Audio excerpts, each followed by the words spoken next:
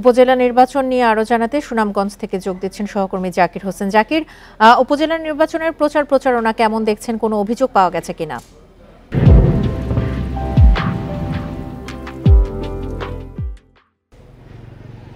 দেখুন, উপজেলা নির্বাচনের দ্বিতীয় ধাপে সুনামগঞ্জের 4টি উপজেলা বিশ্বম্বরপুর, তাহিরপুর, ধর্মবাসা, জামালগঞ্জ, এই 4টি উপজেলার চেয়ারম্যান প্রার্থী 20 জন ভোটের মাঠে আছেন।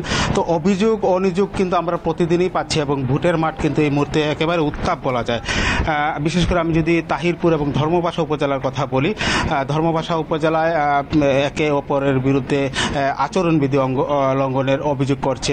বিশেষ করে গতকালকে আমাদের কাছে অভিযোগ করেছেন এই উপজেলার এক চেয়ারম্যান প্রার্থী নাসরিন সুলতানা দীপা, তিনি অপর এক চেয়ারম্যান প্রার্থীর বিরুদ্ধে অভিযোগ করেছেন মোটর সাইকেল শোডাউন করছেন, এমনটা অভিযোগ করেছেন। এমনকি তিনি রিটার্নিং কর্মকর্তার কাছেও অভিযোগ করছেন।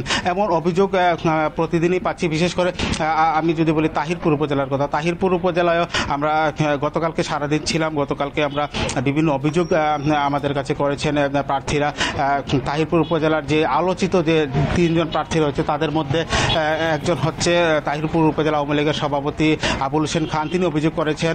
অপর এক প্রার্থী আফতাব উদ্দিনের বিরুদ্ধে তিনি অভিযোগ করেছেন কেন্দ্র দখল করার একটা শঙ্কার কথা তিনি আমাদেরকে জানিয়েছেন।